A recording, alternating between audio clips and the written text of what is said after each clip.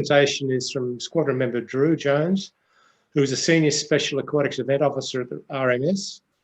Drew's been sailing from a very young age and has been Yachtmaster Instructor, Boating Safety Officer, and has sailed around 30,000 miles across various oceans in the world. Drew will share his experiences running in major events on Sydney Harbour. Thanks, Drew. Thank you, James. Yeah, welcome everyone, and thank you very much for having me and inviting me. It's always nice to come and be recognised for the stuff we do, and yeah, for something that's like Sydney Harbour and the major aquatic events. We're coming into a bit of an interesting season this year, so yeah, it'd be nice to sort of give you some information on how it gets done in a normal year at least. So basically the first thing we're trying to do out there really is manage safety. This little picture here is from the, I don't know if anyone saw this one, it was the Red Bull Flugtag event, where participants build their own flying machine or crashing machine, whatever you want to call it, and then leap off this thing into the water in Farm Cove. I thought it was a good little picture for this one, showing the life jackets and that sort of thing, and it sort of gives a bit of an idea that we not only have a responsibility to the general boating public and the management team, but also to the competitors and the participants and anyone really involved in it, and making sure that yeah, nobody strays into the middle of an event. So so we do this in the planning stage. The first stage of that is usually assessing an operational plan that gets provided to us. So we look for things like the depending on the scale of the event and what it is, what sort of nature of the event. It could be a high-speed water ski event outside of Sydney, or something like Sail GP or extreme sailing or something like that, where you've got high-speed craft inside an exclusion zone that you want to keep competitors away from. So we start by looking at the operational plan, and involved with that hand in hand is a risk register and risk assessment there. So then when it comes to the time of the event, this is the sort of thing we've got to sort of picture in our heads when people talk to you about the ferrython.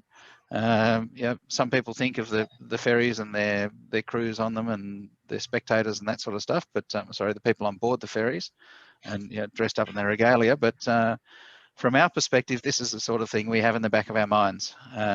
So just looking at this photo, you've got commercial vessels, little tinnies, yachts. We've got official vessels in there, and, you know, every man and his dog all going the same direction in a bit of a washing machine. It's a bit like the I was looking for a good photo of the washing machine at the start of the Hobart, but this one sort of jumped out at me and thought this one stands out nicely. So so what we're really doing is, yeah, sort of managing the physical danger to the non-event general public, as I said, and the spectators, and with the spectators as well. Now this season we're going to have a different overlay on things, being the COVID overlay. Also in back of mind, but not really a significant concern, I guess, for water-based events, more so of a land consideration, is counter-terrorism. That's something that's raised its head in the last sort of, I guess, since 9/11. It's been a focus, and then, well, that sort of changed the world, as we know. But then other events that have happened in other parts of the world, mostly on land with trucks going through crowds and that sort of thing, it's certainly put a different focus on, or it's put an additional focus, I should say, on how we look at managing risk and the safety of the people around the events and everyone associated with them. So I'm sure 90% of people would have seen one of these things, a risk assessment, risk analysis. So starting off basically with the issue you're trying to manage, and then looking at what the outcomes may be, and then applying looking at what it is before you apply any control measures to it, and then putting in additional control measures and trying to minimize that risk or reduce it to an acceptable level where it can be managed. So I spent my time looking at quite a few of these for different sorts of events. The water I guess it's the events that we have on the harbour, the major aquatic events. The benefit I have, rather than a smaller, say a community club or something like that, where it might be where volunteers are running the pie warmer and that sort of thing, is that I'm generally dealing with professionals who are putting the major events together. So they've got a well-developed plan. So getting this sort of thing done is reasonably straightforward. But yeah, as I said, there's generally some more challenges with the smaller clubs of volunteers that when you ask them to look at, say, the risk of an incident to, say, somebody in the spectator crowd, that's generally something they haven't thought about and looked at. They might have, it might have been one of their most significant risks I've seen on a risk assessment for one community club was if somebody didn't turn the pie warmer on before the competitors got home. So there'd be all sorts of hell to pay. So we look at a bit of a different level on the harbour, and then we sort of start to develop plans. So that it really starts, if there's a new event or even a repeat event, you start with a concept. So when the fleet review, for example, the International Fleet Review was being planned, the Navy developed a concept of what they wanted to achieve, what they needed to achieve, and how they would then obviously try and get that, reach that goal. So one of the interesting things with the International Fleet Review was the different levels of government and how it operated. So obviously the Navy is a Commonwealth agency or department, and managing Sydney Harbour is done by a range of state agencies, from Maritime Police, Port Authority, which was state government, but is now basically privatised. And then the ferry operators, again, also, sort of a mixture of, well, a private consortium that provides services on contract to the government. So getting that cooperation and collaboration happening between the federal and state government was certainly an interesting challenge. One of the things that was a little bit surprising to the Navy was that when we were getting into the nitty-gritty of the planning, probably 12 months out, was when the Department of Premier and Cabinet pulled together all the agencies that would be involved in the planning. The Minister for Transport at the time, our current Premier, was appointed the Minister for the event. And the Navy, there was a bit of head scratching going on in the Navy, saying, well, why would you appoint the Minister for Transport as the lead minister for the event for the state government? And it basically boiled down to, well, do you want people to come and see your event? And the obvious answer was, yes, of course we do. We want lots of people to come and see it. We want all of Sydney to come and do it. We want to coordinate the whole thing and be it out there on the water and on the land and all that sort of thing. And so the next question was, well, how do you think those people are going to get to see your event? And all of a sudden the penny dropped and it was, okay, righto, moving on. So then it was an interesting event to plan. The map you can see on the left was one of the operational maps that was created towards the end, as it was fairly well developed. The red dots you can see around the outside was the exclusion zone line. And if you think about, say, the exclusion zone we do for the Sydney to Hobart, which is basically pretty much a long rectangle up the harbour with a bend out through the heads. We have found over many, many years that straight lines are the most effective way of managing crowds and boaters. And this particular exclusion zone line that you can see along there past, that's Darling Point and Point Piper. I'm not sure how clear it is on your screens. You can see the number of kinks in there. Every time that we put a kink in there, there's a risk that a spectator is not going to see the buoys near the corner, and they're just going to cut the corner. They're looking a couple of 100 metres ahead and just miss the corner buoys and end up going through. The reason we had to make this very odd-shaped exclusion zone line was because all of the blue, or the little sort of little shapes you can see there with the blue writing, and the naval vessels and where they were at anchor. And because they were there for a number of days, they weren't just brought out on the day. They needed swing circles at anchor. So hence we got this very odd shaped exclusion zone to try and enforce. And each one of those little red dots that you can see is, they're all GPS positioned, and generally 75 meters apart is how we do our lines. Over time, again, with managing the events and straight lines, we have worked out that 100 meters is too long, 50 meters is too short, 75 meters with the buoys we use, which are 600 mil diameter, about 750 mils high, so just under 3 foot high, 2.5 feet high, I should say. They seem to be visible to most boaters at that sort of distance.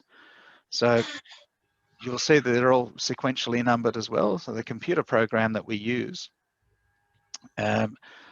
it likes to have everything in sequential numbers, and every dot you can see on that map is GPS positioned, the depth taken, a survey is run, and each buoy is made up for that particular location. So if the last minute an event organizer turns around to us and says, we need to change things, we want to change the exclusion zone line, our guys that do the harbour cleaning, the guys and girls there that make up the buoys and deploy the buoys, have a mammoth task in front of them to try and make that happen. So that's a little bit of information about the exclusion zone lines, I guess. But going on in the middle of that map as well, you'll see a few different things. The purple shapes you can see are the ships as they entered, as you can see on the right-hand picture there. They're led by I think it was the HMAS Sydney from memory that led them in. So that's them as they lined up to sort of come in around Bradley's Head and head in for the actual physical review and come up under the bridge.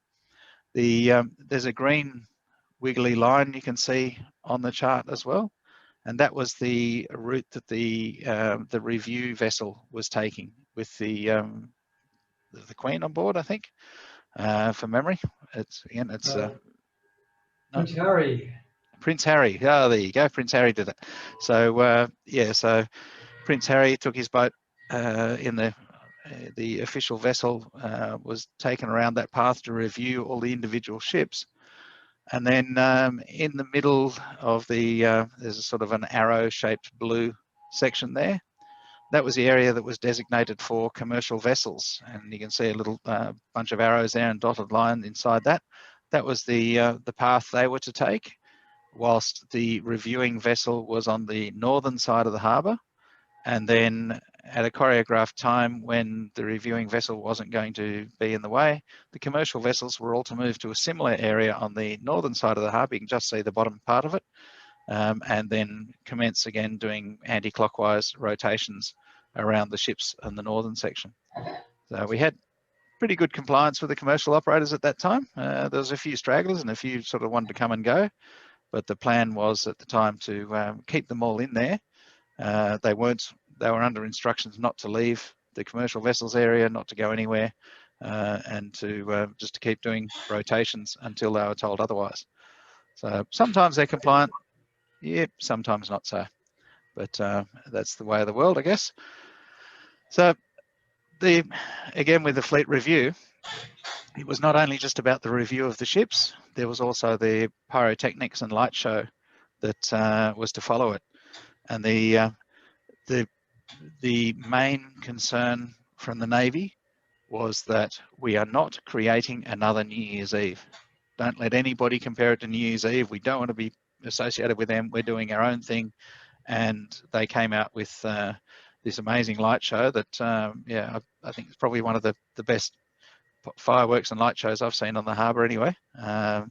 Same fireworks company and the company that did the light show and everything as well that does some of the other major events on the harbour. But with a lot of, it took a fair bit of practice and a bit of testing at sort of 2 or 3 o'clock AM the night before. There was a bit of activity going on, a few ships moving around and getting set up and that sort of thing. but obviously came off with a world-class event, and Sydney turned on the spectacular weather, as you can see as well. So that was the fleet review, and so the scale of events sort of goes from things like the fleet review, taking all levels of government, down to something like extreme sailing, which obviously, as the squadron, had a big hand in assisting with, through providing space and all sorts of other different avenues of hospitality, etc. So the concept came from extreme sailing in the first place. It was actually, I'm just trying to think, Howard Elliott's planned to bring the event to Australia. It was quite a well-established event in Europe that had never been to Australia before, and the concept of stadium sailing, I guess, was something we hadn't really seen here before, apart from online or something like that. So I remember when Howard first sort of pitched the idea to myself, being a sailor, was like, great, yep, cool, let's make this happen. How do we do it? Let's bring everybody aboard. But then taking it to people like Destination New South Wales, to the Royal Botanic Gardens, places like that, the Opera House and the Port Authority, to say, hey, we want to shut the shipping channel, or half the shipping channel at least, for a number of days to do some boat races. We had a few challenges on our hand, as you can imagine. So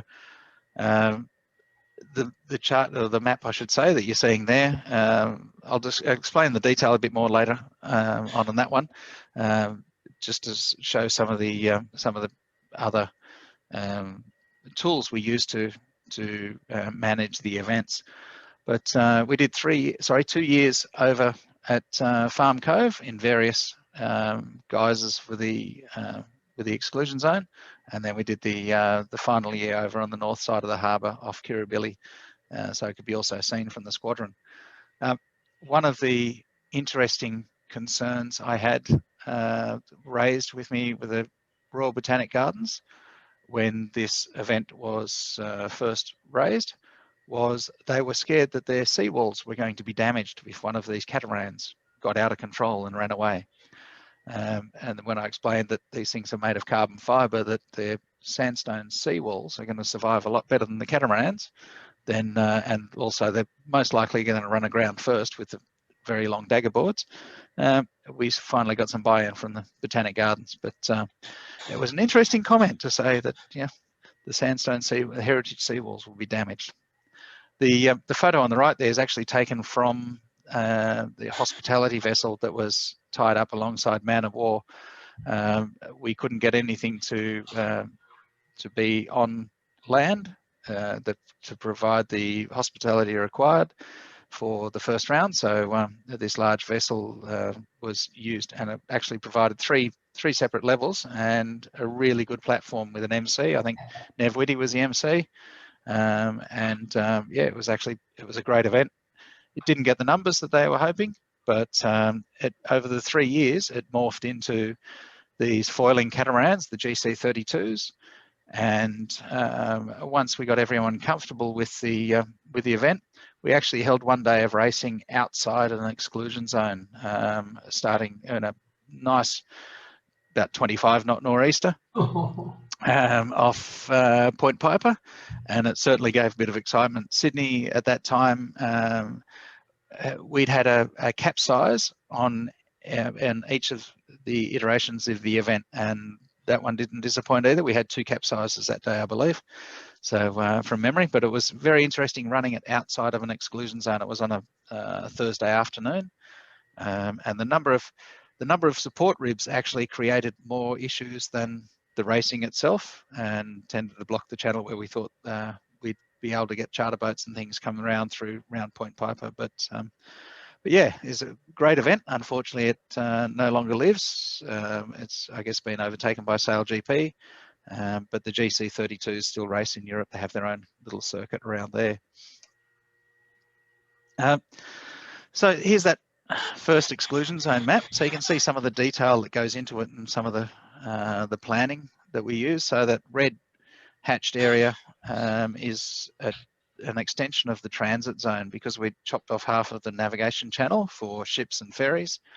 we had to make sure that that there was nobody going to be stopping or drifting in that area, and thus blocking other harbour traffic. The purpley sort of lines in Farm Cove was a spectator area, and then the orange areas we have were navigation channels and access areas. So there was no anchoring and stopping around Mrs. Macquarie's Point there. And also we had a commercial vessels area actually in the at the mouth of Woolloomooloo Bay there. From you can probably see buoys 10 to 14. So we had commercial vessels, gave them a special area where they could be. So trying to promote that they would have their guests and sell tickets and that sort of thing to be able to show the event.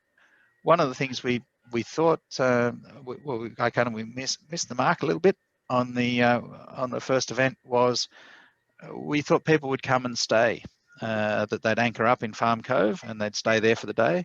In reality, what we found was people were quite transient. They'd come in, stay for a couple of races, head off again, and maybe come back a bit later on, or generally just pop in, have a bit of a look, and then take off again.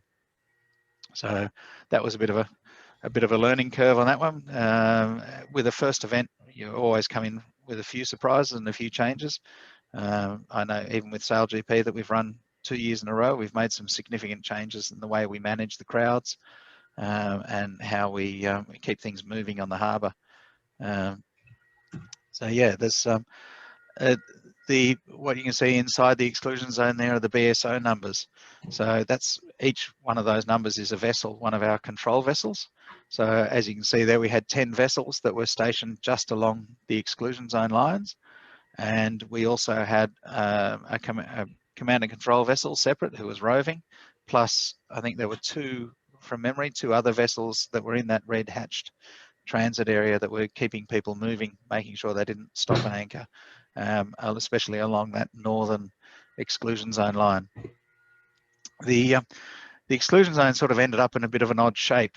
It was a challenge to try and get them some decent racing space to try and lay a proper course. We're kind of restricted on that eastern end between Fort Denison and Garden Island. The blue lines you can sort of see going up there crisscrossing are submarine cables. So we couldn't make that a spectator area to allow anyone to anchor there. We were going to end up hooking up all the cables that power Fort Denison and give them all their lights and everything for at that time. I think at that stage there were still restaurants or a restaurant operating in there. So down the bottom right as well, you'll see that the buoy laying program as well. So buoys 1 to 15 being laid before midday, and then the black buoys, you can see the black dots from 1 to 15 being outside the shipping channel. We had an agreement from the Port Authority that we could leave them in overnight. So the red dots, 16 up that eastern end and along the northern boundary, all had to be laid and retrieved for each day's event. And once again, all 75 metres apart, GPS positioned and in the straightest line possible. So sometimes I guess quite a few of this audience would have been out to see the start of the Sydney to Hobart, and you see the exclusion zone lines that go around there. Like I said, they're all positioned, but they do rely on a vessel going along and basically getting to a point, and the skipper trying to drive, steer in a straight line, get to the right point, stop and drop. So the crews drop. They have about 4 people on each boat working doing the exclusion zone buoys. And over the years, we've developed a system where we use dumbbell weights. They tend to suck into the mud quite nicely, don't drag very easily, and also if they're much less likely to get snagged on something on the bottom as well. And nearly every year in the Hobart, we find a couple of buoys floating without any attachment on them whatsoever. Usually a ferry culprit, but anyway, it does happen. But we do lay them as straight as we can. So the conditions, the wind and the tides, the currents do move them around quite a bit. If we do need to do them, if we have got an event where they need to be sort of fairly critically straight, they'll be rigged with a counterweight system, so that as the tides come in and out, the line between the dump and the buoy is kept as straight as possible. Try and keep them on station. So I was going to put up a picture of a New Year's Eve fireworks. Sorry, a New Year's Eve exclusion zone. Or I haven't actually got one of the Hobart ones. You've probably seen them in our aquatic events guide and all that sort of thing. But to give you an idea of how many boys go in for Boxing Day, it's around 170 boys. So, and as I said, each one of them has its mooring line set for the particular depth. So any changes are quite painful. But it's a massive effort to get them, get all the boys set, load them onto the boats, get them out there, lay them, make sure they're in the right spot, and then retrieve them again in the afternoon. So if you are coming back into the harbour after watching the yachts head off to Hobart, and you see one of our blue Harbour Environmental Services boats cleaning the harbour, they very much appreciate people slowing down and giving them some space and not creating some wash while they're trying to hang over the side of the boat and pull in a buoy that has got 40 or 60 kilos on the bottom of it. The buoy itself is about 20 odd kilos as well. So it's a challenging role, and in the last few years we've actually shortened how far we go to sea for the Sydney to Hobart as well, just because of the safety concerns that go with laying and retrieving the buoys. We got a 20 knot sou'easter and a bit of a swell running. You can imagine it's not an easy task. So other things we look at when we're doing an aquatic event are the major stakeholders and the disruption it causes to the rest of the harbour. So obviously on the left there, two of the major players being the ferries and the ships. Shipping at the moment, obviously not a massive issue, but apart from the cruise ships that come in and out of Sydney, there's also the ships that go to Gore Cove with fuel, and a few cargo ships that get down to Glebe Island and White Bay. So they're probably the major stakeholders. One of the things that the state government always tries to promote for major events is to travel by public transport. So we're very conscious that any exclusion zone that we place will have an effect on the ferries. Exacerbating that is the 6 knot speed restriction that goes with the exclusion zone. So basically with every exclusion zone we do, within 200 metres that exclusion zone boundary, as a minimum, we have a 6 knot speed limit. Actually, what I didn't mention with the other maps as well, that you would have seen a larger grayer shaded area around the outside. Around the outside of out to a couple of geographic points, we have what we call the special event area. So that's an area that we create in which we can then introduce restrictions like speed, wash, and any other restrictions we may want to put in to manage the event safely. So that, for example, for New Year's Eve, that area goes from Cockatoo Island through to Steel Point and all waters in between. And the way we then make that a legal document is to put it through the New South Wales Government Gazette. So that will then document all the restrictions that are in place. It may be a wharf closure, and maybe not being allowed to anchor in certain areas that may become an exclusion zone later in the day, and that sort of thing. So there's a range of tools that we use to do those sort of things. So when we, the photo you can see on the right is obviously Mischief starting a race. It's a Division 2, is it, folks? I'm guessing. Looks like. So there are a range of different organisations and clubs around the harbour that have either an annual aquatic licence or what we call a SENS, a Sailing Event Notification System event. So any other event that comes in, say like a Sail GP, is likely to have an impact and disruption factor along with it. So there are other things that we would consider when we're doing a major event, and we put a fair bit of emphasis on the event organiser to engage with stakeholders. If it's a big event like a Sail GP or something like that, we will assist with that process. Obviously, we know who all the stakeholders are around town.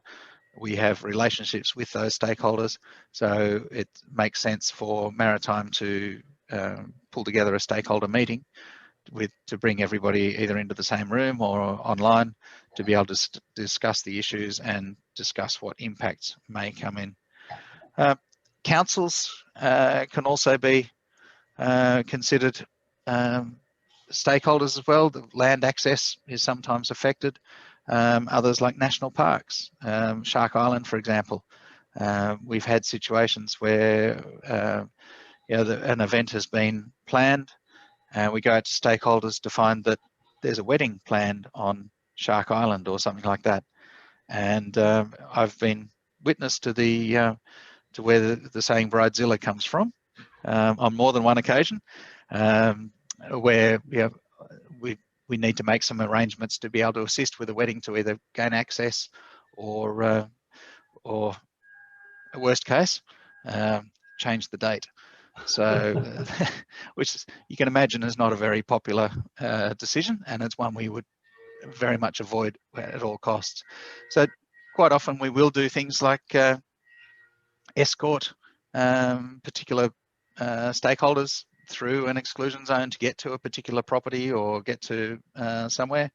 The seaplanes on the right there, as you can see, they're an obvious stakeholder that gets disrupted reasonably regularly for things like Sail GP, Sydney to Hobart, those sort of events. Sail GP, the first year, we brought them on board and said, well, probably the best way to manage you guys is if you land and take off inside the exclusion zone. So from event control, I was in contact with the Seaplane Operators, and there's actually 3 of them in Sydney Harbour. Sydney Harbour Seaplane's the main one, and then there's 2 other smaller operators. One's semi-private, but does fly guests, but all using Rose Bay. So yeah, as I said, the first year we had them landing and taking off inside the exclusion zone. Reason being is we can control what happens inside the exclusion zone to a degree. With the racing and the timing, we've got a pretty good idea how that works. And we know what to expect in there, whereas on the outside of the exclusion zone, depending on the wind direction and the sea state and that sort of thing, we may have a whole bunch of spectators that are in a particular area that we can't get through, or it's just not safe to land amongst them. They're unpredictable. And what we do basically with an exclusion zone, by excluding people from one particular area, we're forcing them into another area. So they do get congested in some spaces. So that's how we manage that. So it's kind of interesting talking to a seaplane pilot that says, yeah, I'm 5 minutes out, I can barely hear you, but I'm coming in hot. So, and that's kind of how one of the operators kind of goes with his phone between his knees. So yeah, but yeah, these guys are running commercial operations, and obviously it's an impact to them. The seaplane operators have had a shocker 2 years, I guess. COVID's been a hell of a ride for them, but prior to that, 2 years ago there was an incident with one of them which didn't help their publicity. Then the next season we had the bushfires, and then they got taken out with Sail GP and that sort of thing as well, and then COVID. So we feel for these guys who are trying to run commercial businesses. Sometimes the plan in our head, you can see on the right there, the management, the best vantage points, the information that went out to everybody, and the little circle down the bottom with the pink little shape was how the exclusion zone was going to work for Jessica Watson to return, with a couple of water police boats in front and maritime vessels around the sides. And the reality was what you can see there on the left. Sorry, that's a pretty low resolution type photo, but it was a photo of a photo we have in our in what we call our SHOC, our Sydney Harbour Operations Centre, where we run all the major events from. But and I was in there somewhere, and I struggle when I look at that photo to even find my vessel, and I was supposed to be one of the closest ones to her, and it's very hard to even see Pink Lady in that shot. So good luck for that. But yeah, no, it was a fantastic day, and and it was amazing to see the amount of support that came out to see Jessica come home. So great achievement. You can imagine the major events require a lot of coordination and a lot of communication. This little flow chart you can see on the screen is just the on-water. Basically, actually, the middle shape in the middle is the POC GCC is the Police Operations Centre, and the GCC is the Government Coordination Centre. That's a combined control room that basically runs all police operations in the state in the Goulburn Street, New South Wales Police Centre, and everything sort of feeds into that. But all of the other boxes you can see around there, apart from the bottom one, which is saying what type of communications we use, they are all different, basically different control centres and people who are calling into those control centres. So you can see it's a pretty wicked web that we weave. So in the event control, that's run from a CBD building in the city. Apart from the City of Sydney production team that are in there, we have maritime, so normally myself, we have Pol Air, so the Police Air Wing Liaison Officer, the Harbour of Light Parade Coordinator, and we have on the water, the Harbour of Light Parade has 4 control vessels. And then we have the fireworks operators and tug operators, and also there's one other in there. Yeah, fireworks, tugs, and sorry, tugs and barges. So that's just in the event control. So my communication from there goes back, basically back to the shock. So the Sydney Harbour Operations Centre I mentioned, where that's back at our Rozelle headquarters, where we have a lot of CCTV and radio comms coming in there, VHF. We record 4 VHF frequencies. We have our own crews on our GRN, so Government Radio Network radio. So that's a private radio network. On the water, we break the harbour up for New Year's Eve into 4 sectors, so north and south on both east and west. So we have a sector commander in each one of those sectors, who then has a varying number of vessels managing the exclusion zone line, lines, I should say. So you can sort of see also going across to the right there, the Marine Area Command, so the MOC, the Maritime Operations Centre over there. We have a liaison officer there. There's a Port Authority liaison, a Marine Rescue liaison, and an ambulance liaison. So on New Year's Eve, the 2 police vessels will have ambulance crews on board. Maritime in our event control also, in the shock, we also have the Marine Rescue and, as an old reference, HCF, so what is now Transdev Sydney Ferries. So we have all of them in there to help coordinate, because we use Marine Rescue to assist us with our numbers. So on New Year's Eve, on average, we have about 30 vessels managing the evening portion. During the day and the lead up, we have around 8 vessels, making sure that everybody sets themselves up and anchors in places that are not going to become problems later on. And that's basically how we control it. The ferries have their own ferry command. Harbour control gets run from Port Botany by cameras and radar, but they also have a role to play in New Year's Eve. As soon as the exclusion zone collapses and the special event area is relaxed at 2 a.m., I should say, then when the harbour goes back to normal and the harbour control takes over, they basically hand over control of the harbour to Maritime for all things harbour movements, from basically pretty much midday through to the, as I said, 2 a.m. at the end of the event. So before the events happen, obviously we need to get the information out there to people. So our Summer Aquatic Events Guide is always pretty popular. It's great to be able to give somebody something that they can look at and read, put in the boat, pass around to their friends and that sort of thing. Unfortunately for this year, we're going to trial for the first time doing an electronic version only. One of the reasons being that I'm guessing coming up in the questions might be what's happening on New Year's Eve, but one of the reasons being that we're not doing a printed version is because, you know what, we don't know just yet. That probably doesn't, it's not true that we don't know exactly what's going on, but there are still some plans being developed. So we aren't in a position at this stage to be able to put out maps, and that because this book gets published in the first week of December, events like Australia Day and Sail GP would not be able to get their plans in place and know what they're doing for that time. So if you are looking to find out about the events this season as they come up, you'll need to go to the Maritime website or the event website itself. So for the Sydney to Hobart, for example, we share all of our information with the CYC, and we get input from them, from their communications team. And it'll all go up onto the Maritime website as soon as we can get some detailed information and some reliable maps as to what's actually happening with those events exactly, and we've got confidence that there's not going to be significant changes.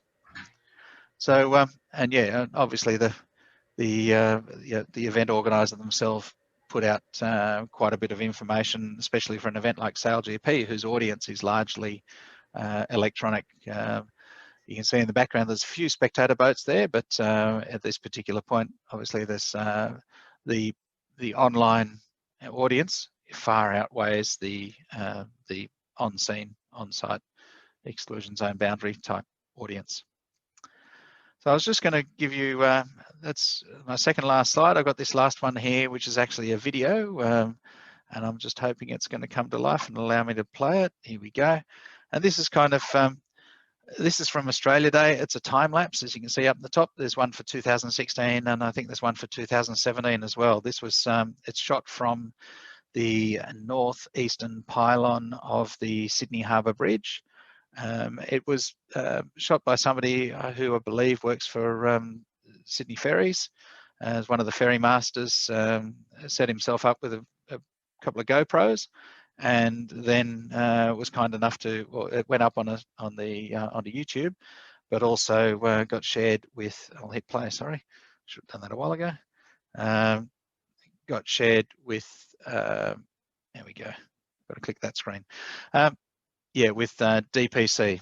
So yeah, it's kind of in high speed, shows what happens on Australia Day with the ferrython, the tug and yacht ballet, the gun salute, and the ship movements. And so this is prior to the exclusion zone coming in. So you've just had the ferrython go past, and now we're getting set up to set the exclusion zone for the salute and tug and yacht ballet. Organised chaos. And the guns will go off in the bottom corner there at Bradfield Park in a sec. There you go.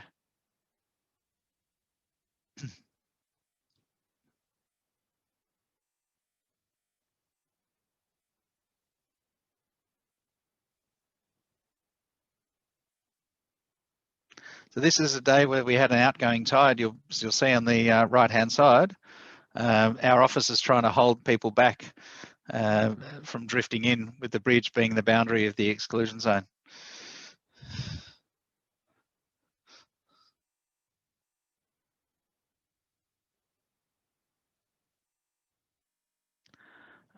And then once the warship leaves, we can collapse the exclusion zone and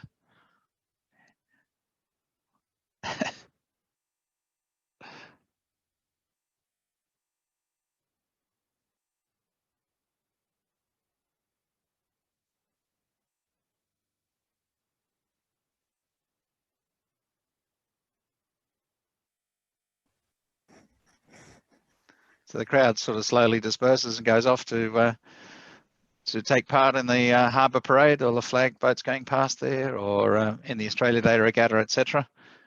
But yeah, that's a bit of a condensed version of what we plan for on Australia Day. So yeah, so I guess I can either keep that running in the background if you like, or not. And if anybody's got any questions, I'm happy to take questions. I can't actually see the chat function or any hands up. So if James, if you'd like to.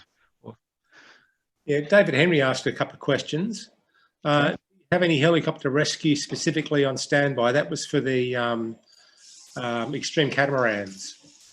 Okay, no, we do have, there are plans put in place for removing injured sailors and competitors if need be.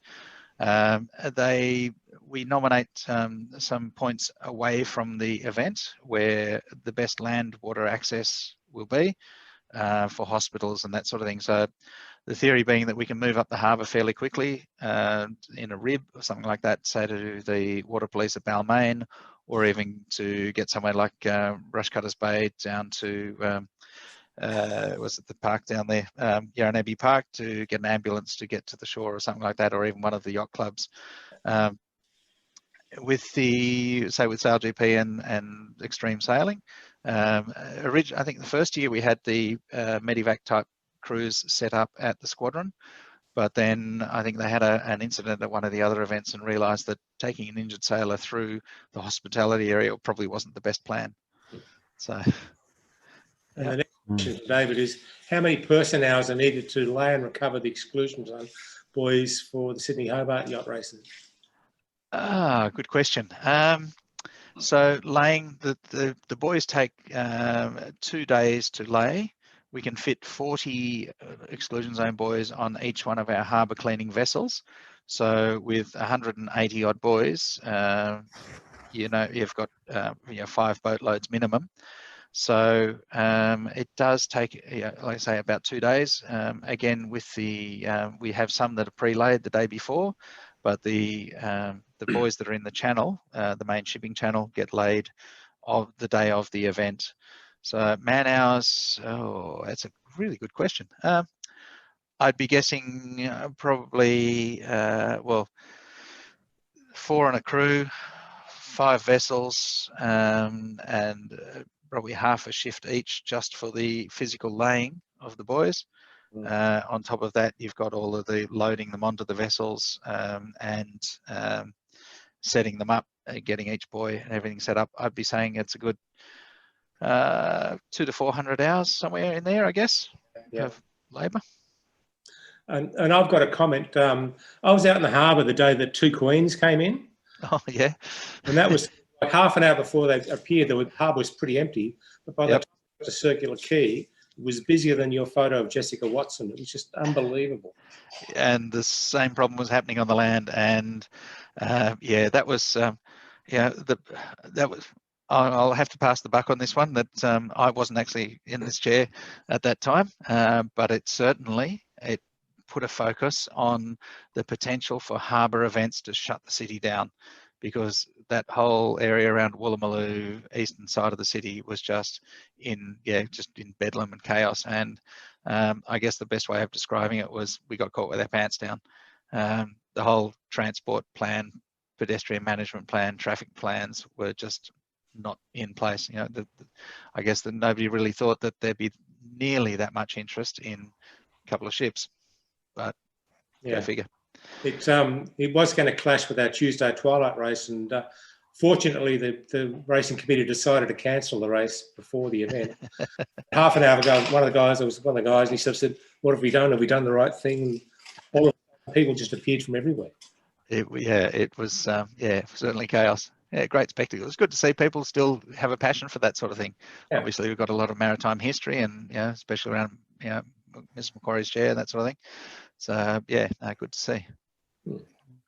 Drew, I've got a question. Firstly, I really enjoyed the presentation. I thought it was absolutely fascinating to get an insight into what goes on behind the scenes. Thank you. We obviously get the benefit of it and all those years of experience, and it's great to see just what you people can do. Now, when I see these events like Sail GP and Sydney Hobart, they dominate the harbour. They take over the harbour. Is there some sort of contribution that people like Sail GP make, or Rolex make to fund the cost of closing the harbour and all that sort of thing? What's the commercial arrangements on that one? So how it works basically, for a commercial event like Sail GP, we do. There is a fee that is charged, and we do enter into an agreement with them. Our funding comes from what's called the Waterways Fund. So that it largely comes from registrations, licensing, and also property interests and that sort of thing that Maritime has to create the fund, which is our charter is basically to provide safe navigation. So part of that is for these to promote the major events and make sure that they're run safely. However, also what we do, because of the cost that can be associated with putting these events on, for something like, say, the Sydney to Hobart with the CYC, when you sit down and do the figures, the amount of hours that goes into setting the exclusion zone, then managing it, it's a pretty exorbitant cost when we put all our wages together and all that sort of thing. Again, with the Hobart, we had to have upwards of 30 crews on the harbour. We bring crews from Botany Bay and Pittwater down for the day to assist, to bolster the numbers. But what we try to do is to offset the cost through a value in kind agreement where possible. As you know, the CYC, after the 98 Hobart, the Solace Trust was developed to provide for families and those left behind from people who may have been lost at sea, seafarers and sailors and what have you.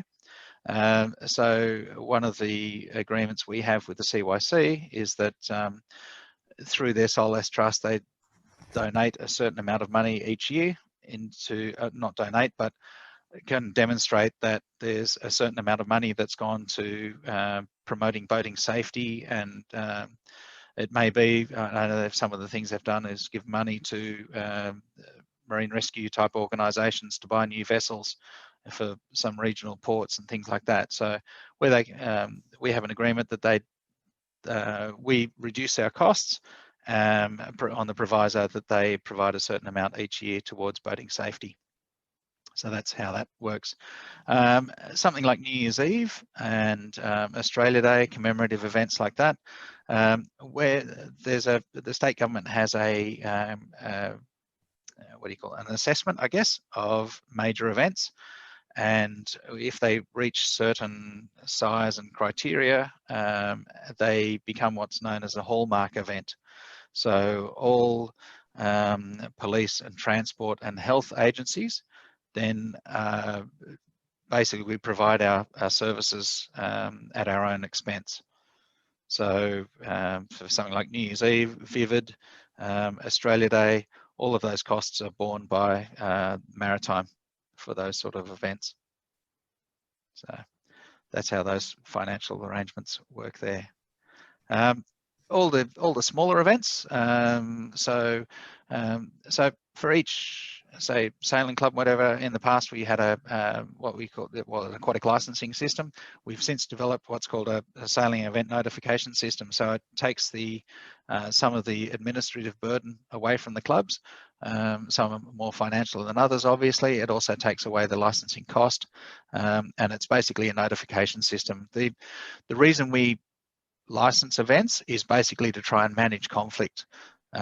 We need to know what events are happening on the harbour so that we don't get a high-speed powerboat race that's running through a kayak, paddle, something like that. So, so that's the reasoning behind the whole licensing system and kind of how it works in a nutshell, I guess. Oh, that's good. Drew, I'm not sure if we've got any more questions. Those who might have questions, I think you can go to the participants section and you can click on your name and raise your hand, and then we can unmute you if you've got a question. Otherwise, just put it into the chat mode. It's getting sort of close to wrap up time, unless there are some questions that we haven't covered. One small question I had, Drew, was I noticed in the comms wording on the event management there for the police GRN, which just fascinated me. Is that some sort of network that you communicate with? Correct. Yeah, that's a government radio network. So Maritime has their own GRN radio system. We don't talk directly with police. Police have their own system that only police talk on and is encrypted and all that sort of thing. So we have different systems, although our radios are all programmed so that for an event, there are particular channels we can select by talking to the what are they, spectrum management agency these days, ACMA, or there's a telco authority. They can then coordinate our radios so that, say, RFS can talk to maritime or police or that sort of thing. So that's how we get everybody onto the same radio frequency for, say, something like a bridge-to-bridge water ski race or something like that, where you've got, say, they have up to 50 odd control vessels along the river to manage the event safely. Is that in a VHF or a UHF frequency, or? It's UHF as far as I'm aware. Yeah, digital UHF. Yeah. And they customize a particular frequency that's event specific. So we have a range of frequencies or channels, I should say. I think there's probably about 8 channels that we have as purely maritime channels. The Telco Authority are extending the GRN coverage to try and get the whole of the state in the one coverage, so that hopefully in the near future, our guys and girls at Tweed Heads can be talking to Eden and that sort of thing. So, because on normal day-to-day running, we have all our officers are on radio in contact with what we call an access line. So if we've got any queries that can't be sorted out in the field, then they'll call in and ask for assistance. That's becoming less and less. There's less reliance on it these days with technology. Each of the boating safety officers has a laptop, an iPad, and a phone these days. They can log in and do registration, license checking, and that sort of thing, and past history, all that sort of thing, actually from their vessel. So it's as long as they've got basically got phone coverage. And for the guys and girls that are way out in the boonies, they also have satellite phone, so we can keep coverage out there. But yeah, most of our communications are on that GRN, so they're internal. But we also, through the major events, we will also run VHF 17 for the events on the harbour where we can communicate with spectators. And VHF 15 is generally reserved for the event organiser to communicate with their either competitors or participants and that sort of thing. So that's how we manage them there. Yeah, very good. Yeah, so there's a bit going on in the control room. But, yeah. So I've spent a couple of years in the Sail GP control room and the event control at the squadron there, and I think it's the Carabella room out the back. And yeah, just relying on the cameras and helicopter feed and that sort of thing to manage it from our perspective from there. But we also have on-water control. So if things do go pear-shaped, there's a dedicated vessel in water that will take over. Yeah, fascinating. James, have we got any more questions? Can you see any more? No, I'm not seeing any at the moment, yeah. No, I think we might be done with all the questions. But Drew, I'd just like to say thank you very much for the presentation. I think I speak on behalf of all attendees, the participants, that it was very, very informative, entertaining as well. It just shows you. I mean, Sydney Harbour by itself is obviously world class, and then to have a stage like the harbour to showcase these events is just something special. And you must feel pretty proud yourself that you're in charge and running these things, as well as a lot of pressure at times, I suspect.